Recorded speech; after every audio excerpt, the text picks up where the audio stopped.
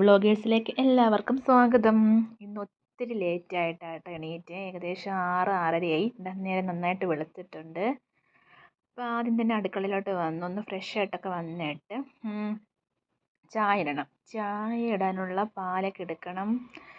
അത്യാവശ്യം കുക്ക് ചെയ്യാനുള്ള വെജിറ്റബിൾസ് അങ്ങനെയുള്ള സാധനങ്ങളൊക്കെ എടുത്ത് വെളിയിൽ വെക്കണം.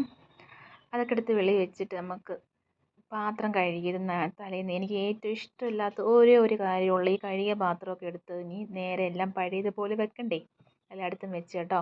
ഇനി ചായ ഇടണം. ചായക്കുള്ള പാലും വെള്ളമൊക്കെ എടുത്ത് വെച്ചും പിന്നെ ഇന്നലത്തെ കുറച്ച് കറി ഇരിപ്പുണ്ടാണ്, ചിക്കൻ കറിയാണ്, അതൊന്ന് ചൂടാക്കാൻ വെച്ചു. വെജിറ്റബിളായിട്ട് ഇന്ന് നമുക്ക് ബീൻസ് മെഴുക്ക് പുരട്ടിയാണ്, അത് ഇട്ട് വെച്ചിട്ടുണ്ട്.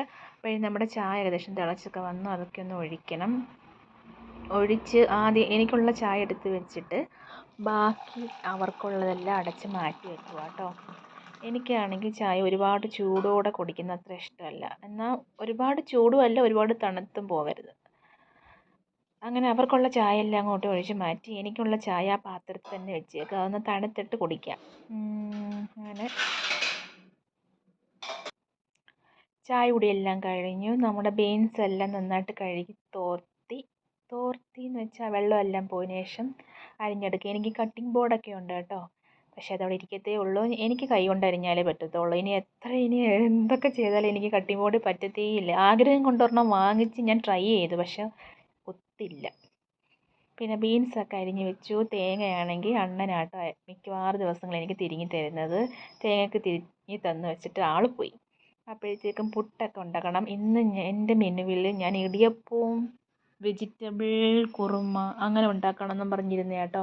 പക്ഷെ സമയം ഇത്ര ആയതിന് ശേഷം ആയതുകൊണ്ട് ഇനിയിപ്പോൾ ആ പരിപാടിയാണ് വേണ്ടെന്ന് വെച്ചു.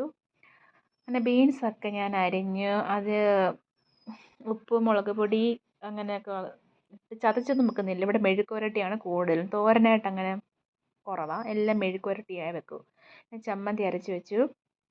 അങ്ങനെ മെഴുക്ക് പുരട്ടി സെറ്റായിട്ടുണ്ട് നമ്മുടെ. അങ്ങനെ മോരിനി കറി വെക്കണം. മോര് കാച്ചാനായിട്ട് മഞ്ഞൾപ്പൊടി അങ്ങനെയുള്ള അരച്ച്, എനിക്ക് കാന്താരി ഇട്ട് മോര് കാച്ചുന്നത് ഭയങ്കര ഇഷ്ടമാണ്. പക്ഷേ ഞാൻ കൂട്ടത്തില്ല, എനിക്കത് ഇഷ്ടമാണ്. പിന്നെ പഴം പുഴുങ്ങാൻ വെച്ചിട്ടുണ്ട്. പുട്ടിന് നനച്ച് വെച്ചതും അതിൻ്റെ കൂട്ടത്തിലാകുമ്പോൾ പഴവും പുട്ടും ഒരേപോലെ വെന്ത് കിട്ടും. നമ്മുടെ പുട്ടൊക്കെ റെഡി ആയിട്ടുണ്ട് കേട്ടോ. നമ്മളെ പഴം ഒട്ടും പഴുത്തല്ല, അളിഞ്ഞു പോകത്തില്ല. ഒരുപാട് പഴുത്ത പഴമാണ് കുക്കറിലിട്ട് വേവിക്കുന്നെങ്കിൽ അത് പെട്ടെന്ന് തന്നെ പന്നല. ഇത് അധികം പഴുത്തില്ലായിരുന്നു, കുഴപ്പമില്ല. അങ്ങനെയൊക്കെ സെറ്റായി. ഇനി ചോറ് വിളമ്പാൻ നേരത്ത് മോള് സമ്മതിച്ചില്ല വീഡിയോ എടുക്കാൻ, അതുകൊണ്ട് ഇനി ഇത്രയേ ഉള്ളൂ. ടാറ്റാ.